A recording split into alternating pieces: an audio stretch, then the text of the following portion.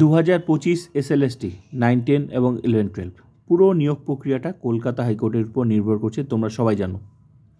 2016 SLST এবং 2025 SLST নিয়ে প্রচুর মামলা কলকাতা হাইকোর্টে, সুপ্রিম কোর্টে হয়েছে। সুপ্রিম কোর্ট আপাতত সেই সমস্ত মামলাগুলি কলকাতা হাইকোর্টে ফিরিয়ে দিয়েছে। তবে কলকাতা হাইকোর্টে আজকে যে ভয়ঙ্কর ঘটনা ঘটলো, কতগুলি নতুন নতুন অর্ডার হয়েছে, পুরোটাই আমি তোমাদের বলছি। তবে আজকে যে ভয়ঙ্কর ঘটনা ঘটলো, সেই ঘটনা ঘটার ফলে 2025 SLSTর নিয়োগটা আদৌ হবে তো? কাদের লাভ এখানে? ফ্রেশার্সদের লাভ না ইন সার্ভিসদের লাভ? কারণ তোমরা সবাই জানো এই নিয়োগটা কিন্তু সুপ্রিম কোর্টের নির্দেশ মতোই হচ্ছিল। কারণ 2016 চাকরি ক্যান্সেল হয়েছে বলেই পুরো নতুন করে নিয়োগ প্রক্রিয়া অর্ডার দিয়েছিল। তবে আজকে যা ঘটলো সেটা হলো, আমি প্রত্যেকটা অর্ডার বলছি কী কী ঘটলো।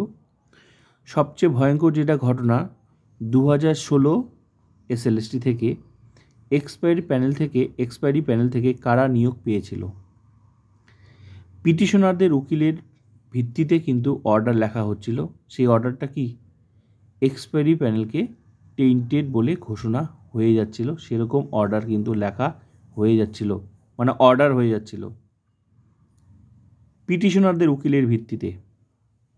এর ফলে এর মাঝখানে আনটেন্টেডদের উকিল, SSC উকিল, আরও অন্যান্য উকিলের প্রতিবাদের ফলে প্রমাণসহ সেই অর্ডার কিন্তু ক্যান্সেল হয়ে যায়। মানে এক্সপায়ারি প্যানেল যে সবাই টেন্টেড না, সেটা কিন্তু SSCও কিন্তু পরিষ্কার করে বলে দেয়। এর ফলে কিন্তু যে অর্ডার লেখা হচ্ছিল পিটিশনারদের উকিলের ভিত্তিতে, সেটা কিন্তু পরবর্তীকালে কিন্তু ক্যান্সেল হয়ে যায়। যে অংশটা লেখা হয়ে গেছিল, অর্ডার হয়ে মানে রেকর্ডিং হয়ে গেছিলো, সেটা কিন্তু পরবর্তীকালে ডিলিটও হয়ে যায় ওই অংশটুকু, তার মানে টেন্টেড না। ক্লিয়ার? তাহলে এরকম একটা অর্ডার হয়েছে এবং সেই লিস্টটা কিন্তু কলকাতা হাইকোর্ট দেখবে। তার মানে টেন্টেড না, এটা কিন্তু পরিষ্কার করে জানিয়ে দিয়েছে। ঘোষণা হয়ে যাচ্ছিল কিন্তু সেই অংশটা বাদ গেছে। ক্লিয়ার? আরও যে বিষয়গুলো হয়েছে সেটা ওএমআর। এই ওএমআর মিসম্যাচ থেকে অনেকেই আছে যারা জয়েনিং করেনি, তাদের লিস্ট প্রকাশ করতে বলেছে, এরকম একটা অর্ডার হয়েছে। এক্সেস অ্যাপয়েন্টমেন্ট কারা পেয়েছিল সেই লিস্টটা জমা দিতে বলেছে হাইকোর্ট। আর একটা কথা, এই এক্সপায়ারি প্যানেলে যে মামলাটা, আজকের যে মামলাটা, এটা নেক্সট শুনানি কিন্তু 13 জানুয়ারি। আর এর ফলে যে ঘটনাগুলো ঘটছে, পুরো নিয়োগ প্রক্রিয়াটা কি হবে কেউ কিন্তু জানে না। সত্যি বলছি, কেউ জানে না কোন দিকে জল গড়াচ্ছে, কি হবে ভবিষ্যৎ, কেউ জানে না,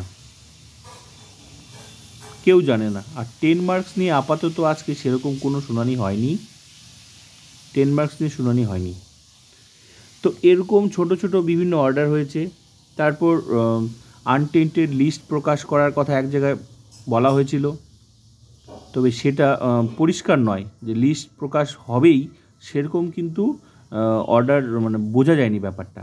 তবে অর্ডার আসলে বোঝা যাবে। তো আনটেন্টেড লিস্ট প্রকাশ করার দাবি উঠেছিল, একদল উকিল বলেছিল, কিন্তু পরিষ্কার বোঝা যায়নি যে সেই লিস্টটা প্রকাশ করতে বলেছে কি না।